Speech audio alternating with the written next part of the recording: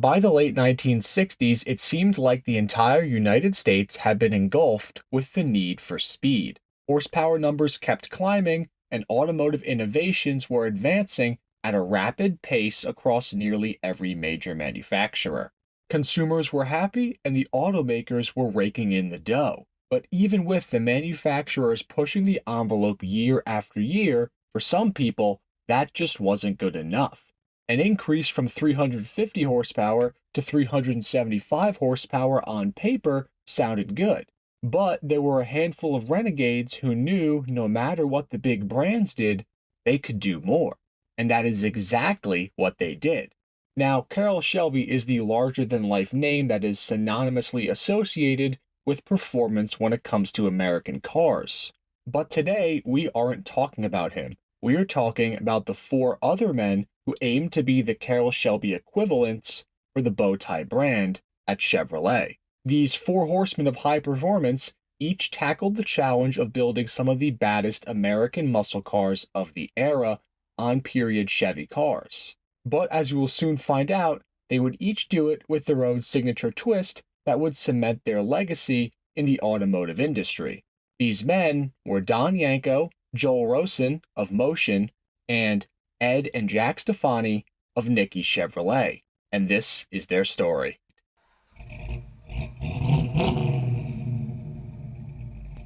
The best place to start this story would be with Don Yenko, who is often credited as being the Carroll Shelby for the GM product line. Now, both Yenko and Shelby were serious racing drivers that started their own performance shops and garages with the goal of building seriously fast cars. Don Yenko was born in May of 1927 in the town of Bentleyville, Pennsylvania, with gasoline running through his veins, so to speak. Just a year after his birth, his father Frank would go on to open up a Durant car dealership. Now, unfortunately, Durant as a company would soon go bust, which meant that the Yenko family needed a new dealership pretty much right after they started, which they found by 1934 in the form of their first Chevrolet dealership. Don would end up working within the family business and begin his racing career by the time he got out of college and after his stint in the Air Force. By the early 1960s, Don was actively campaigning a series of Corvettes throughout various racing circuits. There was just one problem: Carroll Shelby. The new Shelby Cobras and Shelby Mustangs had burst onto the scene, and they were beating up on everyone. Yenko, now also a professional racer, hated seeing taillights and wanted to go on the offensive, and he would do so with the new second-generation Chevrolet Corvair. This new lightweight Chevy platform offered Porsche-like characteristics in an affordable package that could be easily tinkered with. They were quick and agile in the corners, and with a little massaging, Yenko was able to turn these Corvairs into the Yenko Stingers, which cemented his name in the performance space. Following the moderate notoriety of these Yenko Stingers, Yenko began offering their own specialty performance versions of the new Chevrolet Camaro in 1967. Now, the premise was simple. Yenko would, for example, get a 396 SS Camaro ordered from Chevy. They would then swap the motor with a 427 cubic inch big block that they also ordered from Chevrolet separately. The key to this whole puzzle was that these were special order engines that the average Joe wasn't able to get from Chevrolet, which made Yenko the gatekeeper, so to speak, to sell these swapped cars as their own. All they had to do was do the actual legwork and market them. Now, a 396 SS Camaro was no slouch by any means, but when Yenko stuck an L72 427 in them that made nearly 450 horsepower, that was a totally different ballgame. For 1967 and 1968, Yenko had to actually pull the 396 and install the 427 themselves. But by 1969, this was no longer required because of Chevrolet's Central Office Production Order Program, more commonly referred to as COPO for short. Now, for the 1969 Camaros, Yenko could have the car shipped to them from Chevy with the 427 already installed, which greatly simplified the process. They would do this for other GM midsize cars as well, like the Nova and Chevelle, throughout the late 60s, which drew widespread commercial success and notoriety.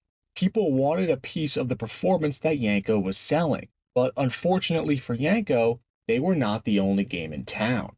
Just one state over in New York, there was another icon building some of the baddest GM vehicles around. Enter Joel Rosen of Motion Performance. Now, Motion Performance was a New York-based performance shop that just so happened to be located right near the Baldwin Chevrolet dealership. Joel himself started his would-be performance empire from humble beginnings, working out of a Sunoco service station in the late 50s and early 60s in Brooklyn. It was there that he would begin specializing in performance work on customer vehicles. He split away from that service station and started his own shop called Motion Performance in 1966, which was right around the same time that Yenko was beginning to hit his stride as well.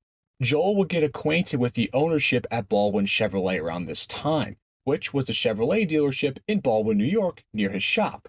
They would combine forces to build their new Baldwin Motion supercars, starting in 1967 with the Camaro. They would give these cars a very similar treatment to what Yenko was doing, ditch the stock motor and replace it with a special order GM L72 427 or a host of other mods and changes that could be delivered with the car, like a new set of high-flow headers and mods of that nature. The Baldwin Motion cars, much like the Yenko cars, could be ordered new from the dealership with a warranty. Now, Motion over the years expanded their lineup to include Chevelles, Corvettes, and even V8-powered Vegas. Their cars were a bit more over the top in terms of visuals, and as the years progressed, they got bigger and more invasive stripe packages that shouted, "I'm here," way more than some of the Yenkos did. And for the Baldwin Motion Corvettes, well, those cars got even crazier, with some of the top dog Phase 3 cars getting full front-end conversions that replaced the pop-up headlights with fixed ones. Heck, Baldwin Motion would even guarantee the quarter-mile times of their fastest Phase 3 supercars out of the box, saying that if they didn't beat a certain time in the hands of an experienced driver, that they would be eligible to be returned. And those numbers were at 11.5 in the quarter at a trap speed of 120 or higher.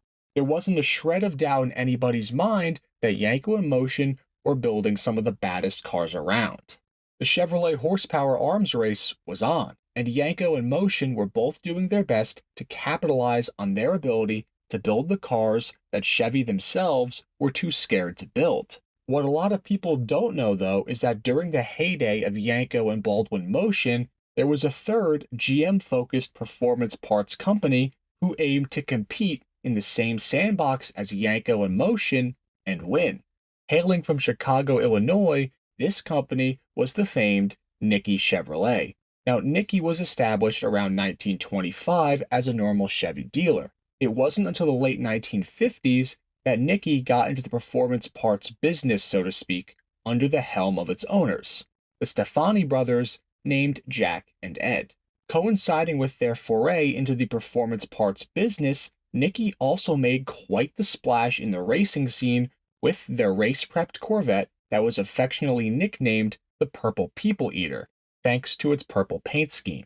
This car was an absolutely dominant force in the SCCA when piloted by Jim Jeffords, who was its normal driver. In 1958 to 1959, in fact, the Purple People Eater won the SCCA Class B Production Championship for both years, which helped drive plenty of positive publicity for Nickey.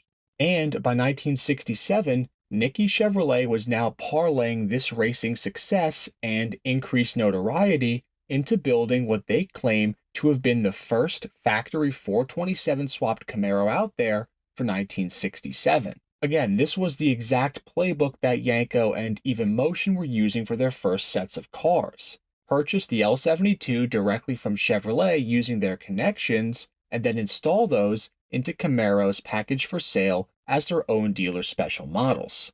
Nickey, much like Yenko and Motion, expanded their production lineup to include an array of engine-swapped Novas and Chevelles. Now, one distinct swap that Nickey offered apart from the competition, though, was their DZ302 swap that was apparently available for the Chevelle and the Nova in period if one so wanted to purchase one. Now, stuffing a DZ302 into a Chevelle in particular, which had worse handling and a heavier curb weight than the Z28 that it would have came in, is pretty interesting. But nonetheless, it was still cool that they offered it.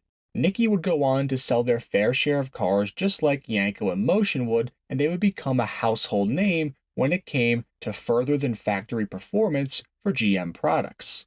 And while this video focuses on these three particular companies, I do need to mention that there were a few other less documented shops that offered similar conversions for Camaros and Chevy cars of the day that need honorable mention, such as Berger Chevrolet, Dana Chevrolet, Fred Gibbs Chevrolet, and Cordia Chevrolet, just to name a few.